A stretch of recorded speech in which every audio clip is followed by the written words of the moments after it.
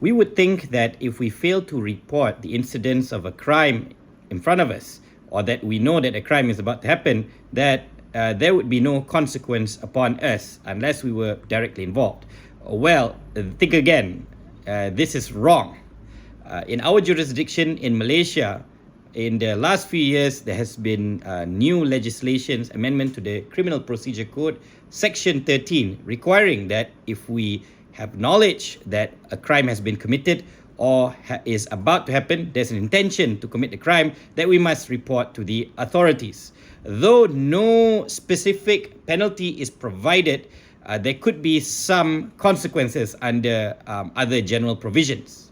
Up to then, there has been criminalization of failure to report under specific laws for specific individuals. For example, under the Child Act, there are 3 categories of persons with relationship with children: medical practitioners under Section 27, family members of children 28, and what I like to consider childminders, people who have a guardianship or take care of children, under Section 29. So if these categories of persons have reason to believe, or rather reasonably have grounds to believe, or believe to have reasonable grounds, that the child has been abused, that they must report, failing which there are criminal consequences. From my observation, these provisions are seldom really enforced. However, they're used in other ways by the authorities and perhaps by private individuals to private disputes, which I won't get into here. Another common example is under our anti-corruption law. If you are involved, if you are a person who has been received an offer for a solicitation for bribe, gratification, then you must report it. You must.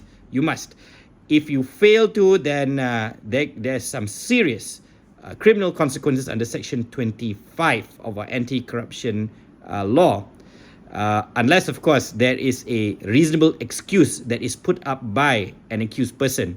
Not easy to show that you have a reasonable excuse, especially when you're so situated that you must know. Thus, you have to be aware that if you are situated in relation to a sensitive subject matter, a child, corruption, and other categories, you must report. And if you are in doubt, seek legal advice. On the other hand, you can hold people accountable, hold them responsible for failing to report, which we can get into another time.